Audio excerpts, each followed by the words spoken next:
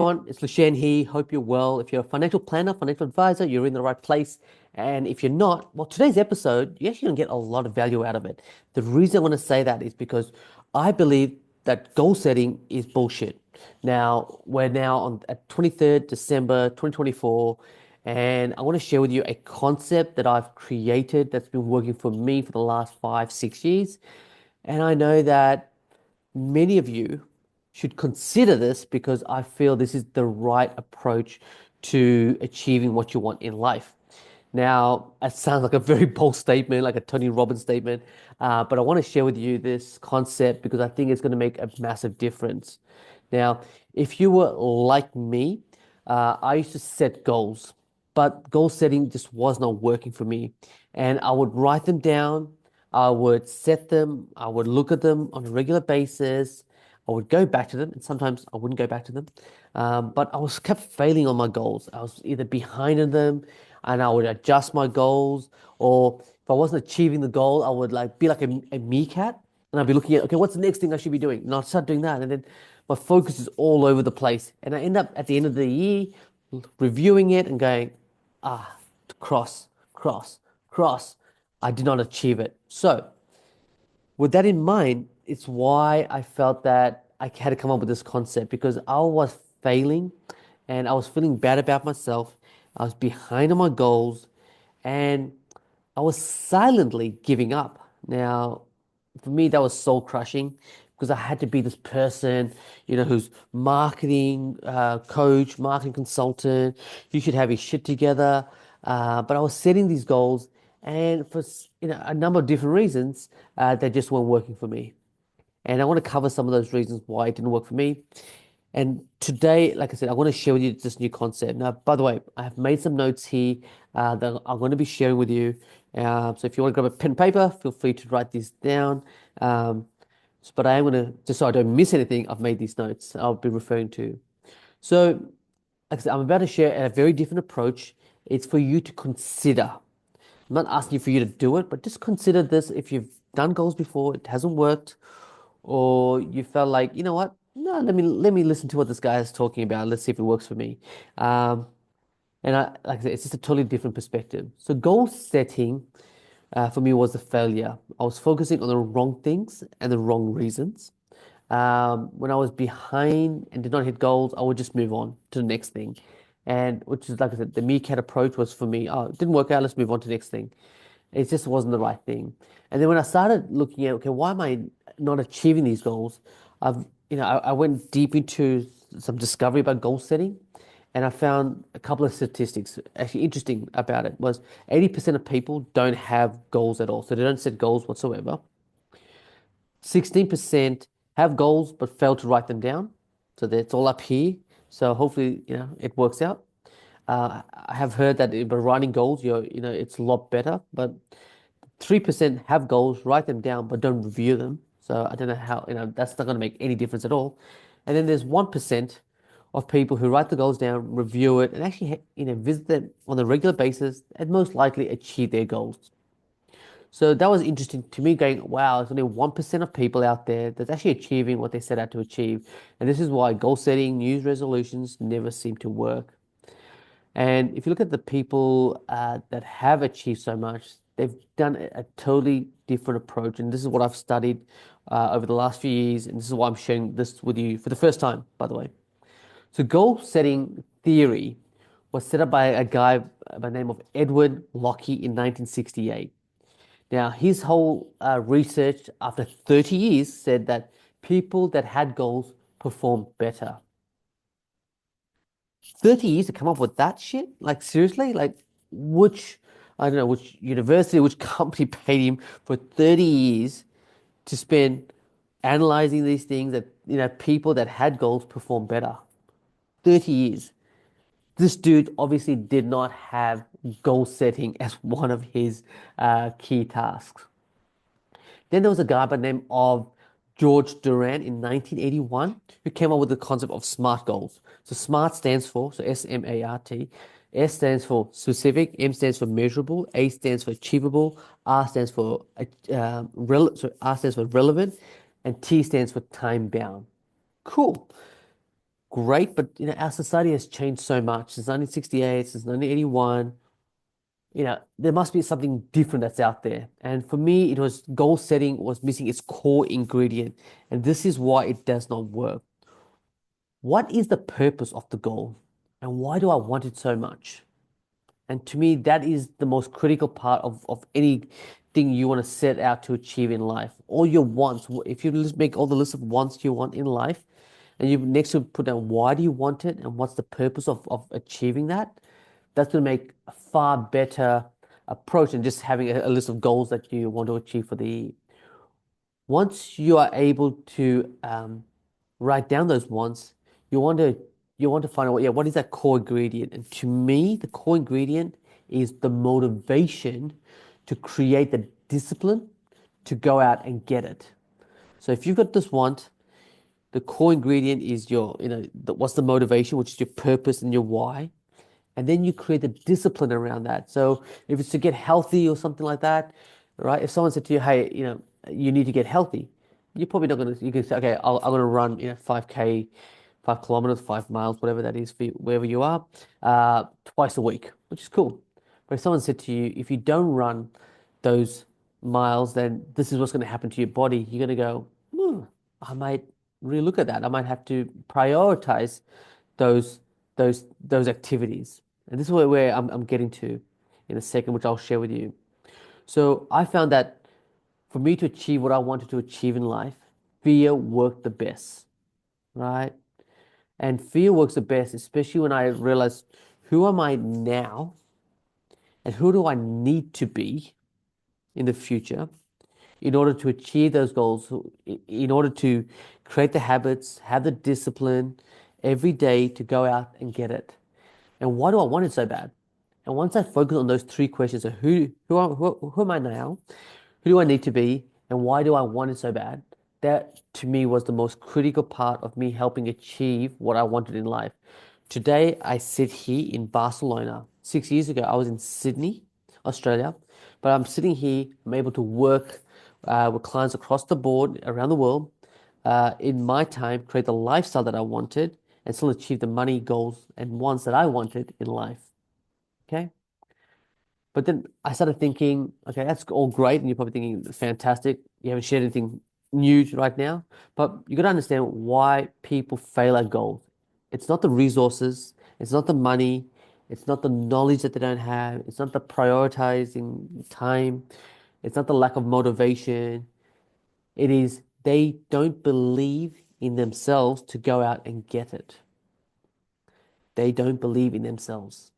Because what they'll do is create, I don't have enough money, I don't have resources, I don't have time, I don't have all these different things.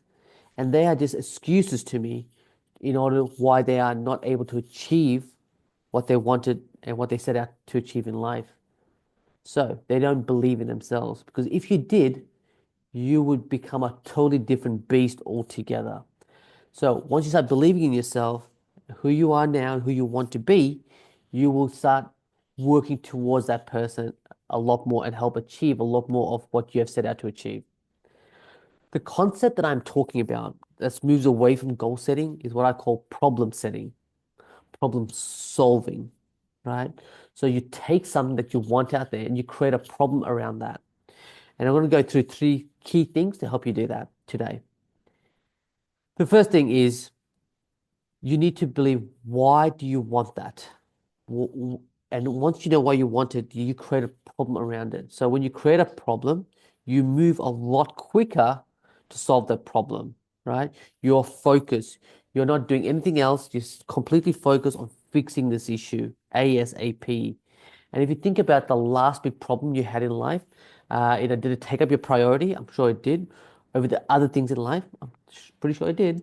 And how relieved were you when you were able to solve the problem? So it could be something as simple as um, fixing the car, right?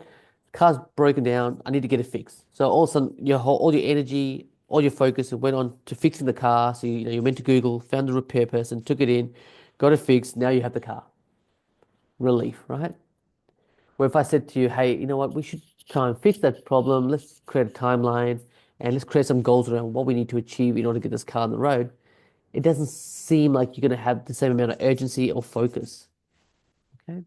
Another great example that I always give people is if you want to earn $250,000 a year, right? Rather than say that I want to earn that, say I have to pay $250,000 at the end of next year, or I will lose everything. Now let that sink in for a while. If you don't pay $250,000, you lose everything. Your whole attitude, the way you approach everything is totally different. You're a totally different beast. And to me, it's the biggest kick up the butt that I took when I started going down this problem setting and problem solving approach. So then I would break it down. So, what are the activities I need to do? What are the habits and disciplines I need? So this will require me to make some changes internally in order to create those habits, create those disciplines. Who do I need to be? So what are the skills and knowledge? What do I need to know in order to help solve this problem, this $250,000 problem, right? See what I mean? Like it's totally different. I want to achieve something versus I need to pay $250,000 by the end of next year, right? So I think problem solving approach works for me best because back in my days when I used to play tennis, 18, 19, up to then, um, I used to think, okay, yes, the goal, and you want to win the match, which is cool, but you're always problem solving. Every point is a problem solving opportunity. So you go out there, you solve the problem, you build up your points. When you build up the points, you build up the games. When you build up the games, you build up the sets. When you build up the sets, you build up the match, right? That's the approach I've taken. And this is probably why it's come to me 6 years ago, thinking, why am I not achieving my goals? Is because I went from a different mindset perspective.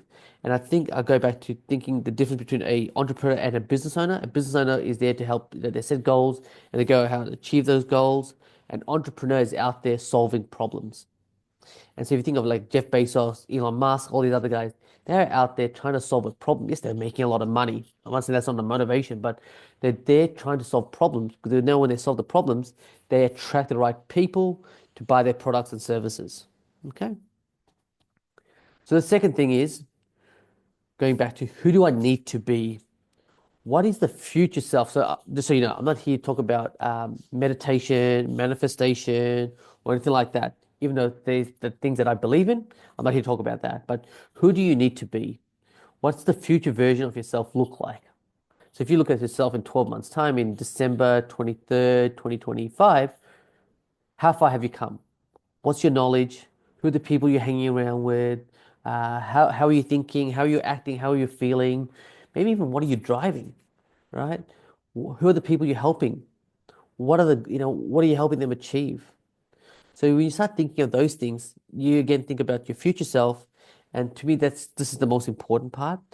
Everything every time we focus on a goal, we don't become the person we want. But when we focus on the problem and we're wanting to serve something in 12 months' time, we start becoming the person that we want and start working towards that person. And for me, the biggest transformations I've seen is not so much in the business, but it's within the person in the business. Okay? The business doesn't transform just by itself. It transforms because of the people in it. And so the entrepreneur that I work with, the financial planners and the financial advisors out there, when they have the entrepreneurial mindset and they're going out there solving problems, who they become is so much more important to me than just hitting some, $250,000 for the year. Okay? Because they become the person, they become more confident in their business, they become, focused, they know exactly who they are, who they want to be, and they attract the right type of people. That to me is one of the key ingredients with this particular concept of problem solving, problem setting. The third thing is around impact. What impact can I have on others and myself? That's a question you want to be asking. So I create, rather than a to-do list, and I share this with my clients, um, I create an intentional list. So how do I want to feel in 12 months' time? Sorry, at the end of this week, for example, right? My to-do list. Okay, so how do I want to feel? How do I want the client to feel? What impact am I going to have? That's kind of what I write down rather than say, hey, I need to do a blog today. I need to put this out there. Those are just to-do lists, but they don't have any substance behind it.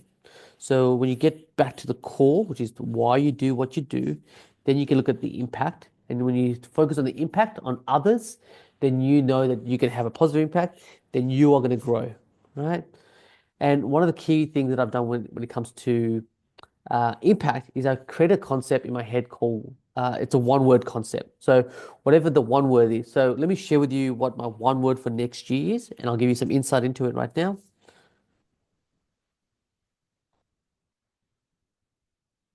Okay. So the one word for me is growth, right? I want to grow. So this is the one word for 2025. So I will read this out for you, to you. To serve people to achieve abundance through my program and services. Help people grow internally so that the external results can be achieved. Mindset is everything. So to me, that's really important, the mindset and how people are feeling. Continue to be authentic and truthful in everything I do. So what I mean by that is I'm going to grow based on what I do and what I say and I do, rather than just tell people, hey, you should go and do this if I haven't done it before, right? This is what I see a lot of marketing gurus out there do this. Hey, you should be doing this, this, this, this. Yet most of the time they haven't even done it themselves. So I would only recommend stuff that I have done that I know gets results for my clients. Okay. So why I chose growth as my one word, I want to be more than just a marketing coach. I want people to feel inspired and feel I have touched their hearts and minds. I believe growth comes from internally and is the first place to work on yourself.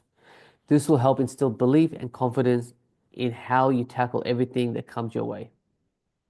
And I'll put the word there, empower, because I want to empower people. I want to help empower people to grow internally so they can achieve their goals or wants and create abundance. Okay. So that's the concept around problem solving, problem setting. Like I said, goal setting for me just wasn't working. I've tried it. Like I said, I've done the Tony Robbins things. I've gone to so many seminars. I've had coaches. I've done the mastermind things.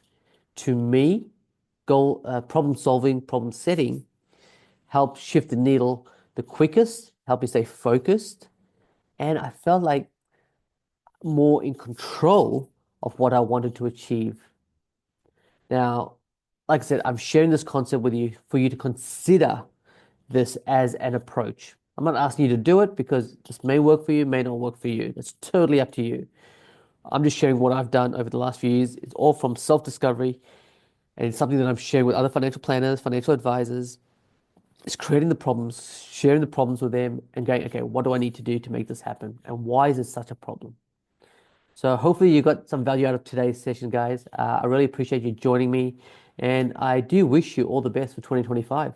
And if you want any help with any of this stuff around problem solving, problem setting, wanting some help with your marketing and generating leads, and you want to solve that problem, then hey, hit me up in the DMs. Thanks so much for joining me. All the best.